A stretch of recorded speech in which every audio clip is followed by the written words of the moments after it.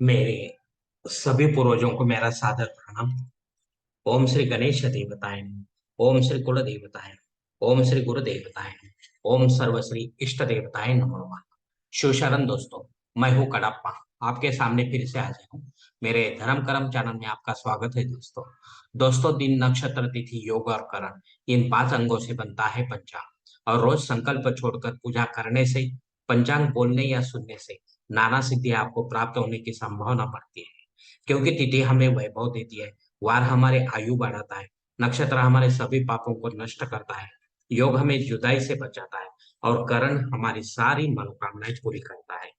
लेकिन इसके लिए हमें शास्त्र शुद्ध स्वधर्म का पालन करना चाहिए, अंतःकरण शुद्ध करना चाहिए। वास्तु दोष अगर है तो उसे हमें नष्ट करना चाहिए। हमारा भक्ति मार्ग शास्त्र विहित कर्मों से भरा होना चाहिए। आत्मा परमात्मा का मिलन हमारे जीवन का उद्देश्य होना चाहिए। इसके बाद ही हमें कोई सिद्धि प्राप्ति की आशा करनी चाहिए दोस्तों। दोस्तों, अब आपको पंचांग कल का सुनाने जा रहा हूँ। इसका उपयोग आप किसी भी धार्मिक कर्मकांड में आराम से कर सकते हैं दोस्तों। दोस्तों, आज तारीख 2 दिसंबर 2023, शालिवान शक 1945, संवत्सर शोभन, अयन दक्षिण, ऋतु शरद, मास कार्तिक, पक्ष कृष्ण। तिथि दोस्तों आज की पंचमी तिथि है। शाम 5:15 के बाद षष्ठी तिथि शुरू होगी। वार शनिचर है दोस्तों। नक्षत्र दोस्तों पुष्य नक्षत्र है। शाम 6:54 के बाद आश्लेषा नक्षत्र शुरू होगा। योग दोस्तों ब्रह्मा योग है।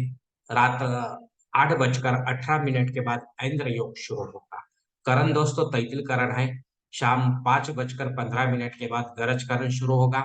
और कल सुबह 6:18 के बाद वनिजकरण शुरू होगा दोस्तों।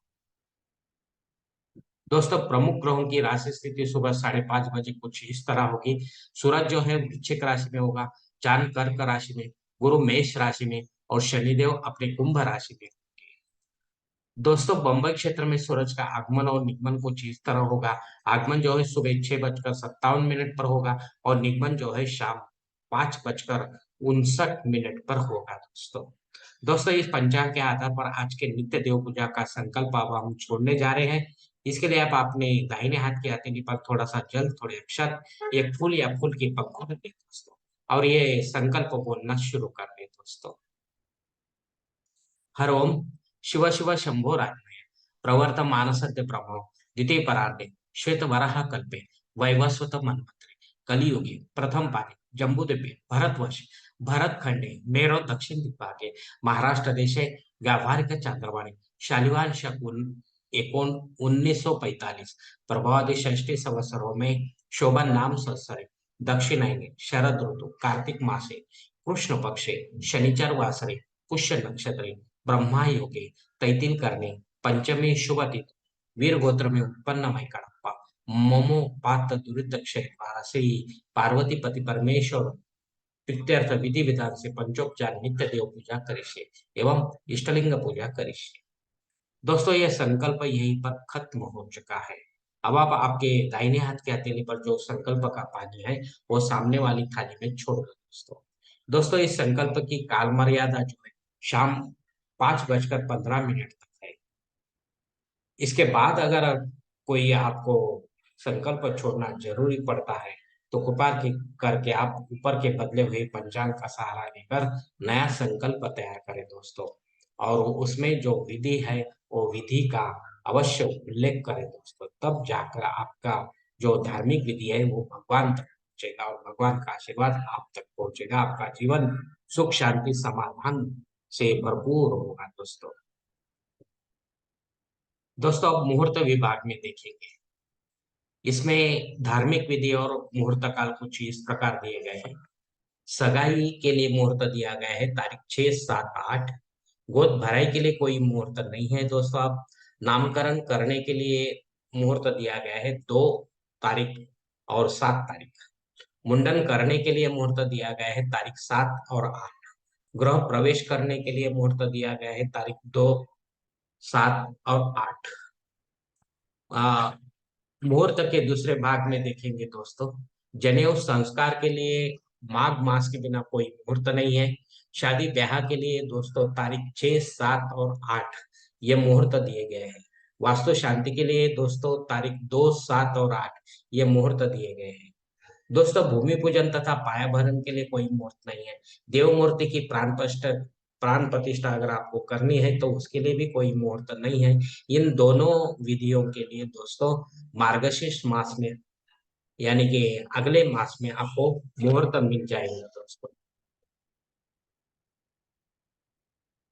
दोस्तों ऊपर दिए गए कुछ मुहूर्तों की तारीखों में समय की पाबंदी हो सकती है। कृपया इसे जानने के लिए आप किसी जानकार से जानकर ही सही मुहूर्त का चयन अपने जन्म कुंडली के अनुसार करें, क्योंकि सभी मुहूर्त आपके लिए नहीं होते हैं। और जब आपके लायक कोई मुहूर्त नहीं होता है, तब अपने फायदे के लिए पंडित के माध्यम से जबरन कोई नया मुहूर्त निर्माण ना करें, या गौण संकट या आपातकाल के मुहूर्तों का भी चयन ना करें। तभी आप सही मुहूर्त का पुण्य कमा पाओगे दोस्तों। दोस्तों पंचांग में दी गई कुछ अन्य महत्वपूर्ण जो जानकारी है वो कुछ इस तरह है दोस्तों। पंचांग शुद्धि अच्छा दिन है दोस्तों, कोई प्रॉब्लम नहीं। दिन विशेष दोस्तों, जो विशेष कोई सेवा नहीं है, नित्य सामान्य सेवाएं है वही है दोस्तों। अग्नि धरती पर दोस्तों शाम 5:15 तक हाजिर है दोस्तों। इस समय तक आपको अगर नया कोई यज्ञ कर्मकांड करना है तो आप कर सकते हैं, लेकिन वो आगे चलकर कहीं बंद न हो जाए, इसके लिए भी आपको सोचना जरूरी है दोस्तों। तब जाके आप पुण्य कमा पाओगे दोस्तों, वरना आपका नुकसान हो सकता है दोस्तों। और रेगुलर जो है यज्ञ याग वो आप कभी भी कर सकते हैं दोस्तों, उसमें कोई समय की पाबंदी नहीं। राहु काल दोस्तों सुबह 9 से 10:30 बजे तक है। इस काल में अगर आपका कोई काम नहीं बनता है राहु की प्रभाव की वजह से, तो कृपा करके आप और कोई समय में इसे पूरा करने की कोशिश करो। हो सकता है आपका काम पूरा हो जाए दोस्तों, क्योंकि राहु काल आपके लिए ठीक नहीं लगता है दोस्तों। दोस्तों संकल्प के साथ की गई पूजा जो होती है वो 100% और जल्द फलदायी होती है, क्योंकि हम ही होते हैं ऐसे धार्मिक कर्मकांडों के करता धरता। हम ही होते हैं हमारे जीवन को बनाने और बिगाड़ने वाले। अगर आप मेरे विचारों से सहमत है तो कृपा करके मेरा धर्म कर्म चैनल सब्सक्राइब करो, लाइक करो, आपके फैमिली और दोस्त परिवार के साथ शेयर करो, और कमेंट्स बॉक्स में आप अपना कमेंट्स जरूर दे दोस्तों। दोस्तों मेरा अगला वीडियो आप तक पहुंचने के लिए बेल बटन को अवश्य दबाएं। धन्यवाद दोस्तों। हमारी अगली मुलाकात होने तक आप खुश रहे, आनंदी रहे और प्रसन्न रहे। हरि ओम। शिव शंभो महादेव।